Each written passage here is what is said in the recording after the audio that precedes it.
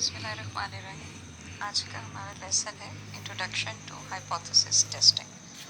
Now this is the most formal say that phase where we are moving ahead with respect to research kind of things. Hypothesis testing is the core of statistics. क्योंकि जब आप statistics को application के point of view से देखते हैं social sciences में, सबसे ज़्यादा यूजेज जो हमें उसका नज़र आता है वो हमारे इस चैप्टर के लर्निंग आउटकम्स को एक ओवरव्यू हम दे देते हैं। पहले तो हम लॉजिक समझेंगे हाइपोथेसिस टेस्टिंग की। हाइपोथेसिस किस तरह से मौजूद होते हैं और कहाँ लोकेट किए जाते हैं क्रिटिकल रीजन में। जी टेस्ट कैसे कंडक्ट किया जाता है और डिसीजन मेकिंग कैसे होती है। फिर हम टाइप 1 एरर और टाइप 2 एरर के दरमियान फ़र्क को समझेंगे। Then we will talk about the effect size and Cohen's T.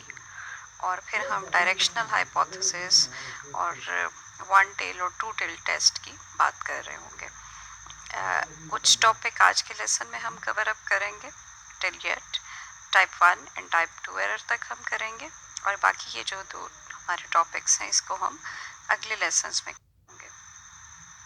कुछ आपको फ्लैशबैक्स हेल्प करेंगे, कुछ जो ऑलरेडी हम चीज़ें पढ़ चुके हैं वो आपको हेल्प आउट किस में कर रही होंगी।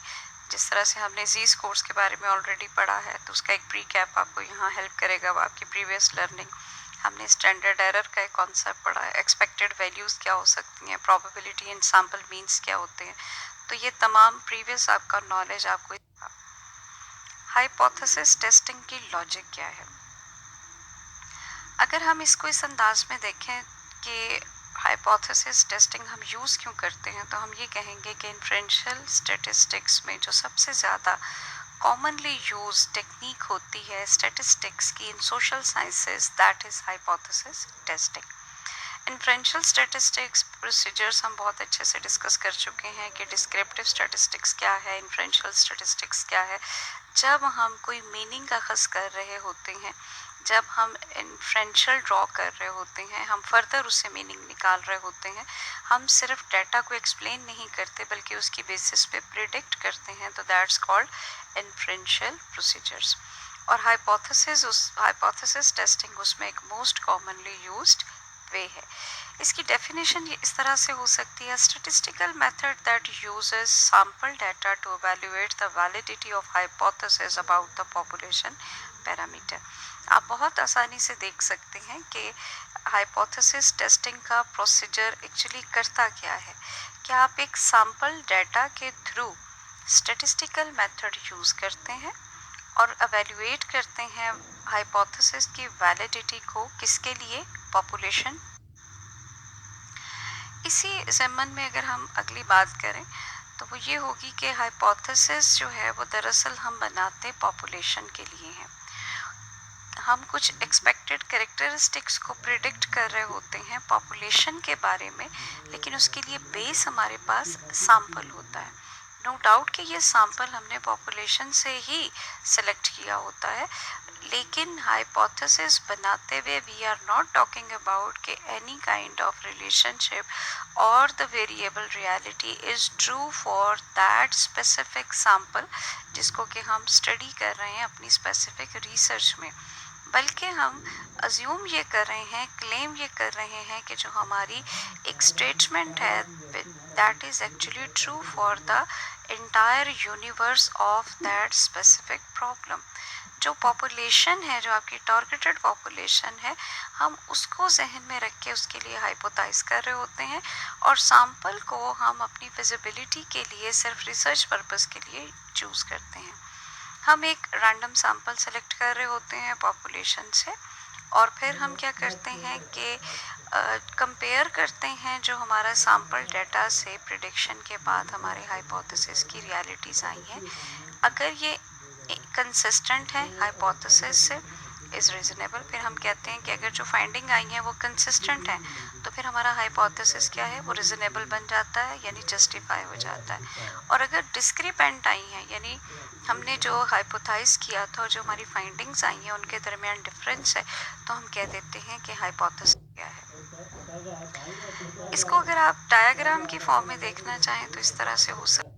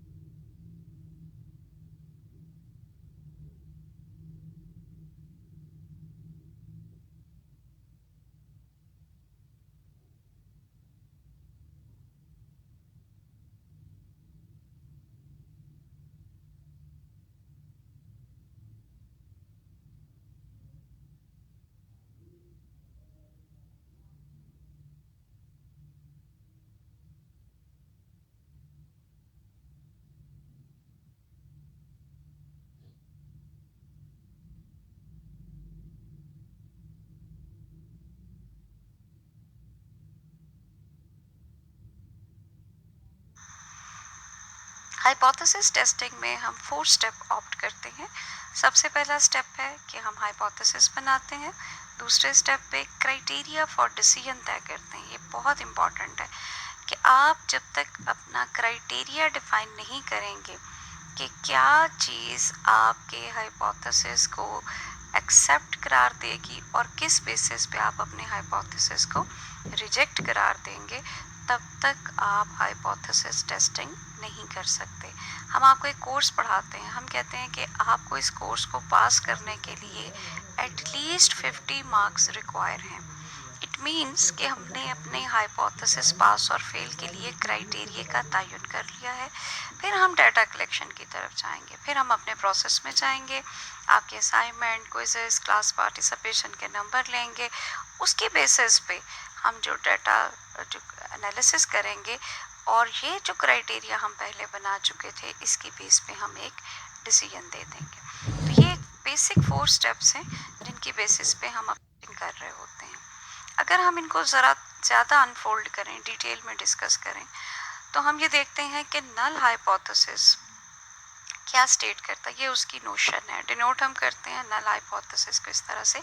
स्टेट क्या करता है कि general population there is no change, no difference और नो रिलेशनशिप। एक्चुअली जब आप कभी भी हाइपोथेसिस बनाते हैं तो आप बनाते हैं अल्टरनेटिव हाइपोथेसिस या research hypothesis. As per researcher you are meant for alternative hypothesis, जिसको हम H1 से शो करते हैं। H1 या अल्टरनेटिव हाइपोथेसिस या रिसर्च हाइपोथेसिस में हम अपनी एक स्टेटमेंट देते हैं। वो स्टेटमेंट क्या होगी कि हम उसमें बता सकते हैं कि आपके इतने आवर स्टडी आपके इतने ग्रेड या CGPA को इंश्योर करती है। हम एक रिलेशनशिप बनाते हैं कि अगर आप पर वीक 40 आवर्स अपनी स्टडीज़ को देते हैं तो वो आपके B ग्रेड को श्योरिटी दे देती है। ये एक रिलेशनशिप है। अब हम ये समझते हैं कि यहाँ हम एक डिफरेंस डिक्लेयर कर दें। हम ये कहें कि इतनी बंकिंग ऑफ क्लास, यानी अगर आपकी 40% एब्सेंस है तो वो आपको इंश्योरिटी देगी to get good result, good grade. फिर एक थोड़ी सब्जेक्टिविटी है, हम उसको कह देते हैं कि B ग्रेड।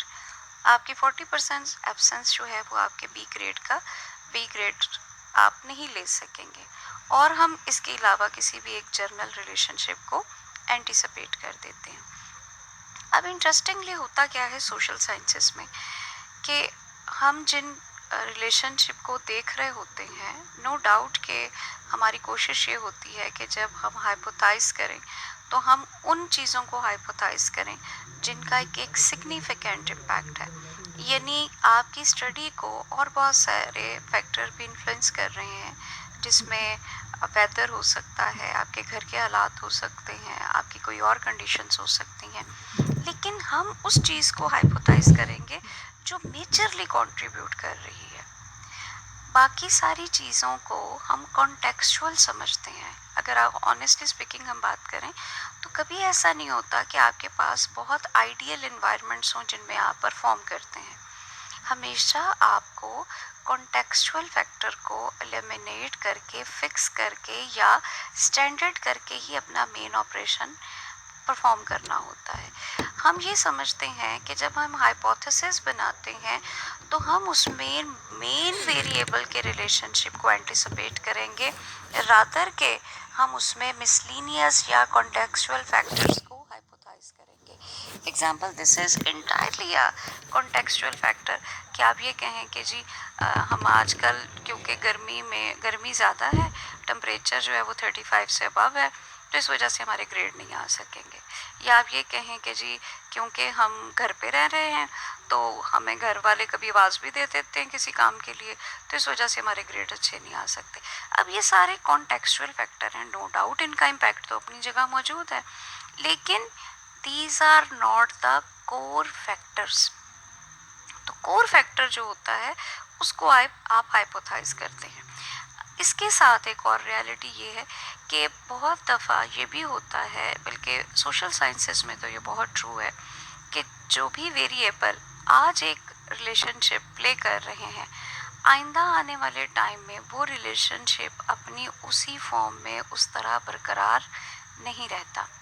यानी अगर मैं बात करूं अफ़गानिस्तान की, I remember I was in my at that time really a sensible one, कि जब अमेरिका ने ऑपरेशन किया अफ़गानिस्तान पे और उन्होंने ड्रोन हमले किए। अच्छा, एट दैट टाइम जब हमने ड्रोन का नाम सुना और हमने ये सुना कि अमेरिका ने ड्रोन हमलों से तहस नहस कर दिया अफ़गानिस्तान को, तो हमारे लिए ड्रोन की परसेप्शन जो थी that was some very horrible, dangerous, destructive kind of tool, weapon, जिसको कि हम बहुत मतलब समझते थे कि यार ये तो कोई बहुत ही ना ख़त्म कर देने वाली बात है। उस टाइम पे अगर आप रिसर्च करते और आप किसी से पूछते कि जी अगर आपको ये लगे कि आपकी छत पे ड्रोन है तो आपको कैसी महसूस फीलिंग क्या आएंगी, तो definitely that would be highly fearful, you may say that negative insecure kind of feeling would be there. अच्छा, इंटरेस्टिंगली मुझे बहुत एग्जैक्टली याद है कि पता नहीं ये इसके साथ उस तरह रिलेट करे, आप कर पाएँ या ना कर पाएँ, मैं इसको अंडरस्टैंड कर रही हूँ। अगर आज के टाइम में आप देखें तो हम बहुत बड़े बड़े फंक्शंस में जो कवरेज कराते हैं वो हम ड्रोन से कराते हैं। ड्रोन के ऊपर बहुत कमाल किस्म की टॉयज़ के ऊपर जो एक्सपेरिमेंटेशन है वो हो रहे हैं डिफरेंट कंट्रीज़ में। ड्रोन की टेक्नोलॉजी को यूज़ करते हुए ऐसे ऐसे मसाइल के हल तलाश किए जा रहे हैं जिनके बारे में पहले हमें बहुत कीमती टेक्नोलॉजी यूज़ करना पड़ रही थी। अगर आज आपसे ये कहा जाए कि जी आपका एक बहुत बड़ा फंक्शन है और उसकी कवरेज जो है वो ड्रोन कैमरा से होगी, तो this is quite fine with you. आपको कोई इनसिक्योर, कोई फियरफुल, कोई इस तरह की थॉट्स भी नहीं आएंगी। वजह क्या है? वजह ये है कि there is a time difference. Actually social sciences के अंदर क्या होता है, बल्कि दूसरी साइंसेस में भी होता है लेकिन सोशल साइंसेस में ये ज़्यादा होता है कि जो करंट एग्जिस्टिंग रियलिटीज़ हैं वो decade after decade and centuries after centuries वैसे एग्जिस्ट नहीं करती। इस वजह से सेफर साइड पे बजाय ये कि हम अपने रिसर्च हाइपोथेसिस को मेन हाइपोथेसिस रखें, हम क्या करते हैं कि एक कवर में हाइपोथेसिस बनाते हैं। हमारा अल्टरनेटिव हाइपोथेसिस एक तरह शेल्टर्ड हाइपोथेसिस होता है और मेन हाइपोथेसिस जिसपे हम टेस्टिंग कर रहे होते हैं वो नल हाइपोथेसिस होता है। हम क्या करते हैं बड़ी स्मार्टनेस के साथ कि अपने अल्टरनेटिव हाइपोथेसिस को सेकंड नंबर पे रखते हैं। हमने जो हाइपोथाइज किया है रिलेशनशिप, हम उससे उलट नल हाइपोथेसिस बनाते हैं और नल हाइपोथेसिस क्या कहता है कि there is no change, no difference, no relationship. हमारा हाइपोथेसिस था कि 40 आवर्स वीकली आप स्टडी करें तो you will give guarantee for your B grade. हमने उसको नल हाइपोथाइज किया कि there is no relationship between your study hours per week and your grades। बड़ी स्मार्टली हम अपने हाइपोथेसिस की टेस्टिंग नल हाइपोथेसिस पे करेंगे। अगर हमारा ये हाइपोथेसिस रिजेक्ट हो जाता है, यानी नल हाइपोथेसिस रिजेक्ट हो जाता है कि there is no difference and there is no relationship between studying hour and your grade, तो हम ये कह सकते हैं कि क्योंकि ये रिजेक्ट हो गया है कि आपके स्टडी आवर्स के कितने स्टडी आवर्स आप पढ़ते हैं और क्या ग्रेड हासिल करते हैं इसके दरमियान कोई रिलेशनशिप नहीं है, ये आपका नल हाइपोथेसिस था। अगर ये रिजेक्ट होता है तो इसका मतलब है कि आपका अल्टरनेटिव हाइपोथेसिस एक्सेप्ट हो जाएगा कि there is a relationship between your study hours and your grades. इस अंदाज में हम अपने हाइपोथेसिस स्टेट करते हैं।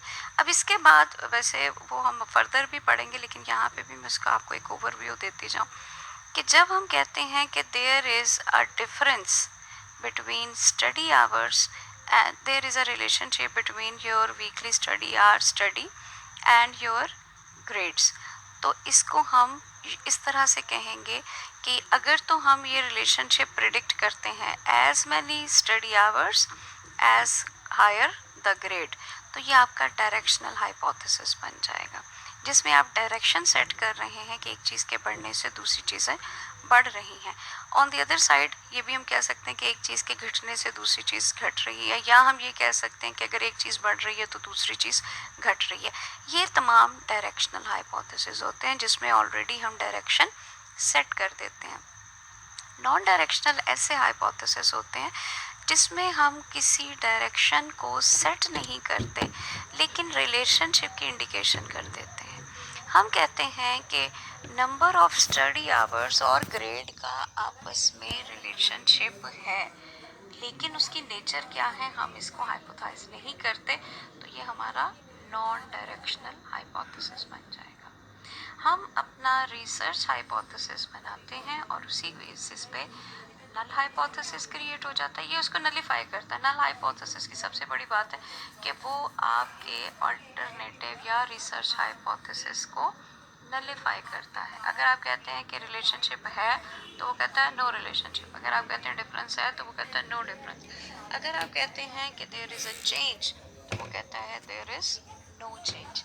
ये ऑपोजिट होता है रिसर्च हाइपोथेसिस के। टेस्टिंग हम नल हाइपोथेसिस पे करते हैं। अगर नल हाइपोथेसिस रिजेक्ट होता है तो हम ऑटोमेटिकली रिसर्च हाइपोथेसिस को एक्सेप्ट कर लेते हैं, और अगर नल हाइपोथेसिस एक्सेप्ट हो जाता है तो हमारा रिसर्च हाइपोथेसिस रिजेक्ट। हमने कहा था कि जी हमने अल्फा लेवल को देखना है और अपने क्रिटिकल रीजन्स को देखना है और बाउंड्रीज बनानी है। So this is your alpha level.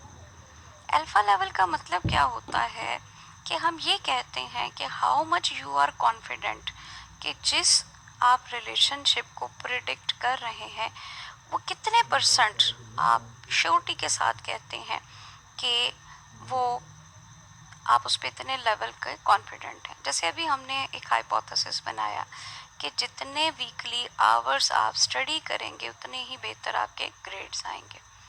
अच्छा, अगर हम इसी एक इक्वेशन को लेते हैं तो आपका क्या ख्याल है कि ये इक्वेशन कितने केसेस में ट्रू होगी?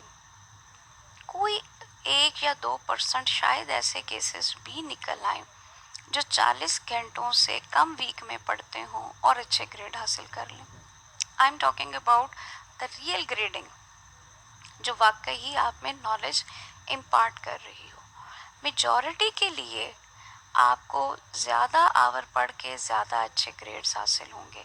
कोई बहुत ऐसे जीनियस हो सकते हैं कि जिनको शायद इतना ना पढ़ना पड़े लेकिन उनके भी अच्छे ग्रेड्स आ जाएं। ऑन दी अदर साइड कुछ ऐसे एक्सट्रीम केसेस भी हो सकते हैं कि शायद उन्होंने बिल्कुल ना पढ़ा हो लेकिन कोई लक चांस लग जाए, कोई चीटिंग का एलिमेंट आ जाए, या हो सकता है कि उन्होंने जो 1-2 चैप्टर ही प्रिपेयर किए थे उन्हीं में से पेपर आ जाए और उनके भी गुड ग्रेड्स आ जाए। अब ये जो बहुत कम एक प्रपोर्शन है ना, इसको हम कहते हैं अनलाइकली। अनलाइकली व्हेन हाइपोथेसिस, जब आपका नल हाइपोथेसिस ट्रू हो जाएगा। बहुत कम चांस है लेकिन बहरहाल मौजूद है कि आपने जो एक बिगर रिलेशनशिप प्रिडिक्ट किया है उसके बावजूद आप वही रिलेशनशिप उस वेरिएबल्स के आपस में रिलेशन के बगैर भी कहीं देख पाएँ। That is actually your unlikely part of the sample mean distribution. उसको हम ये कहते हैं कि ये एक्सट्रीम लो और एक्सट्रीम हाई में भी हाइपोथेसिस, नल हाइपोथेसिस ट्रू हो सकता है, लेकिन इन एक्चुअल वो हमारे हाइपोथेसाइज रिलेशनशिप से डिविएट कर रहा होगा। This is actually called unlikely part. अगर आपको इसमें कोई प्रॉब्लम हो तो हम अपनी इंटरेक्शन में ज़रूर इसको डिस्कस करेंगे, but this is very important. जितनी आपको इसकी कॉन्सेप्चुअल क्लैरिटी होगी उतना ही बेहतर आप इसको न्यूमेरिकली हैं उसी के इस लोकेशन, उस इक्वेशन का आंसर अगर इस रीजन में आता है तो ये एक्सेप्टेंस कहलाएगा, और अगर वो आंसर इन रीजन्स में लाई कर जाता है इस रिजेक्ट हो जाएगा। If the sample static is not located in the critical region, the researcher fails to reject the null hypothesis. अब ये बड़ा important है कि अगर आपका critical region में sample static नहीं आता तो इसका मतलब है कि आपका नल हाइपोथेसिस एक्सेप्ट हो जाता है। नल हाइपोथेसिस का एक्सेप्ट होना एक्चुअली रिसर्चर के लिए खुशी की बात नहीं है, क्योंकि रिसर्चर नल हाइपोथेसिस की रिजेक्शन में इंटरेस्टेड है। उसकी वजह ये है कि अगर नल हाइपोथेसिस रिजेक्ट होता है तो रिसर्चर का ऑल्टरनेटिव या रिसर्च हाइपोथेसिस ऑटोमेटिकली एक्सेप्ट हो जाता है। तो अगर आपका नल हाइपोथेसिस एक्सेप्ट होता है तो इसका उर्फ़े आम में क्या मतलब है कि दरअसल आपका रिसर्च हाइपोथेसिस हो गया है। अब ये बड़ा इंटरेस्टिंग है, यहाँ से हम थोड़ा इसको एक और टर्न की तरफ अंडरस्टैंड करने की कोशिश करते हैं कि यहाँ तक तो हम ये समझ रहे थे कि गुडी गुडी एनवायरनमेंट्स में चीज़ें चल रही हैं, जहाँ हम ये देख रहे हैं कि जनाब हमने नल हाइपोथेसिस ड्रॉ कर लिया, हमने रिसर्च हाइपोथेसिस बना लिया, डायरेक्शनल है, नॉन डायरेक्शनल है, वन टेल है, टू टेल है, उसी की बेसिस पे आपने अपना नल हाइपोथेसिस डिक्लेयर कर लिया, आपने अपना क्रिटिकल रीजन डिफाइन कर लिया, आपने अपनी अल्फा वैल्यू लगा ली। अब आपने जी स्कोर फाइंड आउट किया, जी स्कोर की जो वैल्यू है अगर वो एक्सेप्टेंस रीजन में आती है तो इसका मतलब है कि आपका जो है नल हाइपोथेसिस वो एक्सेप्ट हो गया है। That is a bad news for the researcher, क्योंकि उसका रिसर्च हाइपोथेसिस रिजेक्ट हो गया है। और अगर आपकी जी की वैल्यू क्रिटिकल रीजन्स में आ जाती है तो इसका मतलब है कि आपका नल हाइपोथेसिस रिजेक्ट हो गया है। This is a big happiness for the researcher, क्योंकि जैसे ही नल हाइपोथेसिस रिजेक्ट होगा तो उसका ऑल्टरनेटिव रिसर्च हाइपोथेसिस सेलेक्ट हो जाएगा। अब ये तो वो सिनेरियोज चल रहे थे जिसको कि हम कहते हैं गुडी गुडी सिनेरियो, कि सब चीज़ें बिल्कुल ठीक हैं, लेकिन हमेशा सारी चीज़ें उस तरह से नहीं होती जिस तरह उनको रियल ट्रैक पे होना चाहिए, बल्कि उसमें बहुत सारे ऐसे अनासर होते हैं जो अच्छे खासे सीधे रास्ते को कहीं ना कहीं उल्टा सीधा कर रहे होते हैं।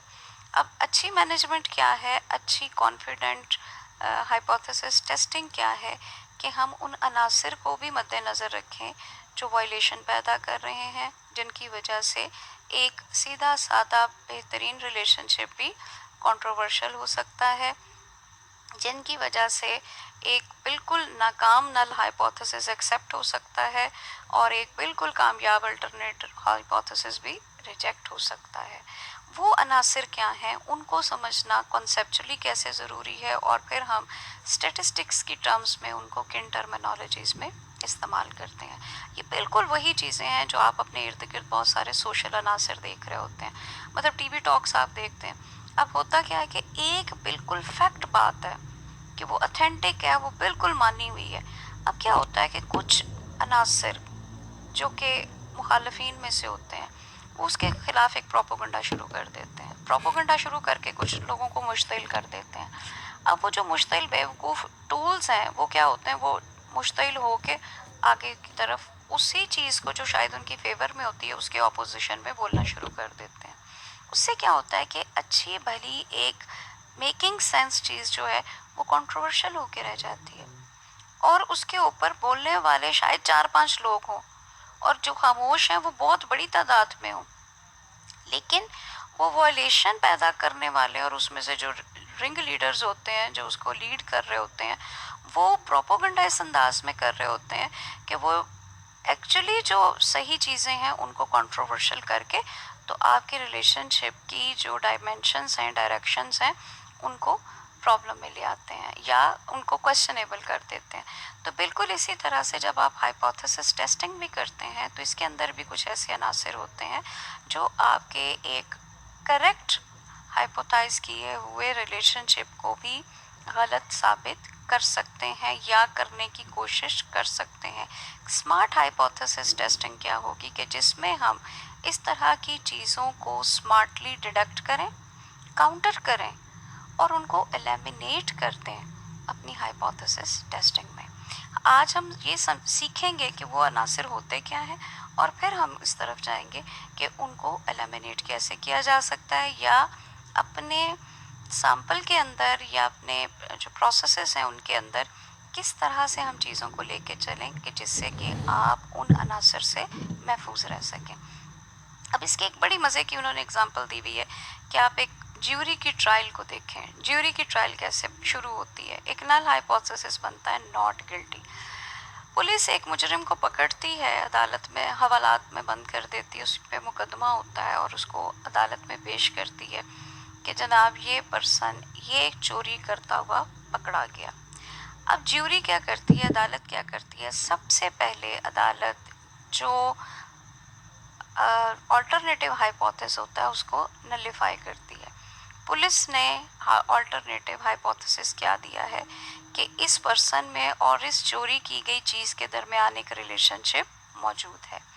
अदालत क्या करती है, उसको नलिफाई कर देती है, वो कह देती है नॉट गिल्टी। वो कहती है नहीं, इस चोरी की हुई चीज़ में और इस पर्सन के दरमियान कोई रिलेशनशिप नहीं है। जाके कि पुलिस और प्रोसिक्यूटर जो हैं वो एविडेंसेस इकट्ठे करें, रेलिवेंट वैलिड चीज़ों को सामने लाएं और फिर इस इनोसेंट प्ली के लिए के खिलाफ लेके जाएं। अब क्या होता है कि सफिशेंट एविडेंसेस अगेंस्ट इकट्ठे करते हैं और जिसकी बेसिस पे ज्यूरी रिजेक्ट कर देती है इस नल हाइपोथेसिस को। ज्यूरी ने ये नल हाइपोथेसिस बनाया था ना कि ये पर्सन गिल्टी है, नहीं है, चोरी और इस पर्सन के दरमियान कोई रिलेशनशिप नहीं है। पुलिस का रिसर्च हाइपोथेसिस क्या था कि इस पर्सन और चोरी किए गए आइटम के दरमियान रिलेशनशिप मौजूद है। उसके अगेंस्ट नल हाइपोथेसिस क्या था कि इनके दरमियान कोई रिलेशनशिप नहीं है। अब जब एविडेंसेस दिए जाएंगे, प्रूफ्स इकट्ठे किए जाएंगे, तो ऐसी सूरत में ये नल हाइपोथेसिस रिजेक्ट हो जाएगा और रिसर्च हाइपोथेसिस जो पुलिस ने अपनी रिसर्च की बेस पे बनाया था वो एक्सेप्ट हो जाएगा। और वो क्लेम क्या था कि ये पर्सन एक्चुअली गिल्टी है। अगर हम ये देखें कि इनसफिशिएंट एविडेंसेस आ जाते हैं, अब क्या है कि वो पर्सन एक्चुअली गिल्टी ही था लेकिन एविडेंसेस प्रूफ नहीं हो पाए, jury fail the convict, fail to reject the not guilty. ऐसी सूरत में ज्यूरी उस पर्सन को गिल्टी नहीं कह सकेगी और नल हाइपोथेसिस एक्सेप्ट हो जाएगा। देखिए कितना खूबसूरत ये एक रिलेशनशिप है कि this is true social situation and 100% applicable for your hypothesis testing. हम भी बिल्कुल यूं ही करते हैं कि हम एक रिसर्च हाइपोथेसिस बनाते हैं, उसके अगेंस्ट नल हाइपोथेसिस बनाते हैं, अपना डाटा कलेक्ट करते हैं, एनालिसिस तैयार करते हैं। डाटा कलेक्शन, एनालिसिस वगैरह ये सब क्या है, ये हमारे एविडेंसेस हैं, प्रूफ्स हैं जो हम प्रोवाइड करेंगे, सफिशिएंट एविडेंसेस सामने रखेंगे ताकि नल हाइपोथेसिस रिजेक्ट हो जाए और हमारा रिसर्च हाइपोथेसिस एक्सेप्ट हो जाए। लेकिन अगर हम इन लेवल्स पे नाकाम हो जाते हैं और उतना सफिशिएंट डाटा नहीं दे पाते, तो ऐसी सूरत में क्या होगा कि हो सकता है कि जो हमने हाइपोथेसाइज किया था वो सही हो, पर इनसफिशिएंट एविडेंसेस होने की वजह से हमारा रिसर्च हाइपोथेसिस रिजेक्ट हो जाएगा जबकि हमारा नल हाइपोथेसिस एक्सेप्ट हो जाएगा। तो ये जो आपको मैंने थ्योरेटिकली या कॉन्सेप्चुअली जो चीज़ें बताई हैं, इनको स्टैटिस्टिकल में हम कहते हैं type 1 error and type 2 error. ये ज़रा अच्छे से समझ लें, ये आपके लिए बहुत ज़रूरी है। नल हाइपोथेसिस इज़ ट्रू, अगर असल में नल हाइपोथेसिस ट्रू है लेकिन वो रिजेक्ट हो जाता है, पर्सन वाकई ही नॉट गिल्टी था, उसने चोरी नहीं की भी थी पर वो चोर साबित हो जाता है, इसको हम कहेंगे type 1 error false positive. False positive का क्या मतलब है, पॉजिटिव और नेगेटिव थोड़ा सा मैं एक्सप्लेन कर देती हूँ, फिर आपको फॉल्स पॉजिटिव और फॉल्स नेगेटिव के साथ इसके रिलेशनशिप को वजाहत कर दूंगी। पॉजिटिव का मतलब ये होता है कि हम कहते हैं एक चीज़ मौजूद है। फॉल्स पॉजिटिव का मतलब होता है कि हम ये कहते हैं कि जिस चीज़ की हमने मौजूदगी की तस्दीक की है वो मौजूदगी असल में झूठी है। एक पर्सन जो ठीक नहीं पढ़ता और उसके ज़्यादा नंबर आ जाते हैं, ये क्या है, फॉल्स पॉजिटिव है। नंबर तो ज़्यादा आ गए हैं लेकिन असल में वो नंबर लेने का हकदार नहीं था। ये हमने प्रूव कर दिया कि इस पर्सन में और चोरी के दरमियान रिलेशनशिप मौजूद है लेकिन असल में वो पर्सन और चोरी के दरमियान रिलेशनशिप मौजूद नहीं था। किसी चीज़ की एग्जिस्टेंस को जब हम डिक्लेयर करते हैं तो दैट्स कॉल्ड पॉजिटिव, लेकिन अगर उस एग्जिस्टेंस को गलत हम डिक्लेयर कर लेते हैं, ये तो एक्सेप्ट करते हैं कि ये चीज़ मौजूद है पर वो एक्सेप्टेंस गलत होती है, तो उसको हम फॉल्स पॉजिटिव कहते हैं। यानी उस पर्सन में और चोरी में कोई रिलेशनशिप नहीं था। नल हाइपोथेसिस क्या था? पर्सन मासूम है। जो पर्सन आपके पास अदालत में आया है उसके और चोरी के दरमियान रिलेशनशिप नहीं है। नल हाइपोथेसिस रिजेक्ट हो गया, मतलब कि there is a relationship, existence की बात हो रही है। फॉल्स पॉजिटिव कि रिलेशनशिप की तस्दीक हो गई लेकिन था वो झूठ। तो हमने कौन सी एरर की है? Type 1 error. करेक्ट आउटकम क्या था? True positive. करेक्ट आउटकम ये आना चाहिए था। अगर हम इसको कहें कि नल हाइपोथेसिस रिजेक्ट हो जाता तो ये करेक्ट आइटम तब होता जब ये फॉल्स पॉजिटिव ना होता बल्कि ट्रू पॉजिटिव होता, फिर ये एरर में ना आता। ये फॉल्स है और ये ट्रू है। अच्छा, अब दूसरा आपके पास क्या है? Fail to reject null hypothesis.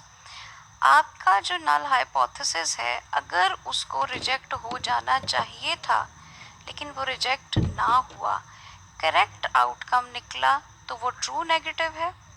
और अगर फॉल्स नेगेटिव रिलेशनशिप नहीं पाया गया तो उसको टाइप 2 एरर कहेंगे। यानी टाइप 2 एरर ये है कि जो कातिल था उसको रिहाई मिल जाए। कातिल का क्या मतलब था? कि उसने कत्ल किया था। नल हाइपोथेसिस ने नलीफाई क्या किया कि कत्ल उसने नहीं किया। और अगर नल हाइपोथेसिस एक्सेप्ट हो जाता है तो इसका मतलब है फॉल्स नेगेटिव आ गया, रिलेशनशिप की नॉट एग्जिस्टेंस नज़र आई लेकिन झूठी थी, और इसको हम कहते हैं type 2 error.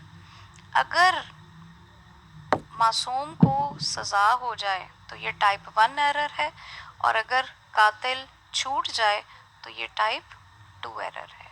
This is for your understanding in उर्फ़ आम, in general kind of thing.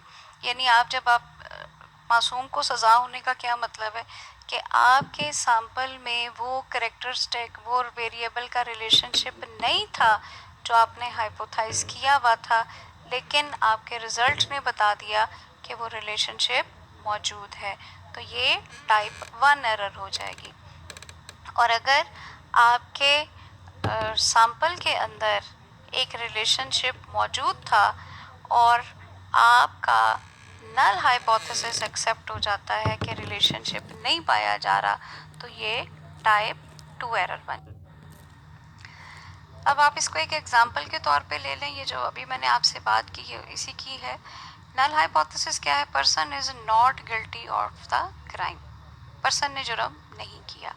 Type 1 error क्या हो जाएगी? False positive. जुर्म नहीं किया हम क्या देते हैं? किया, तो इसका मतलब एग्जिस्टेंस को हम श्योर कर रहे हैं, तो ये फॉल्स पॉजिटिव हो जाएगा। Person is just as guilty when the person actually didn't commit the crime, तो ये टाइप 1 एरर हो गई कि मासूम था और उस पर गिल्ट साबित हो गया।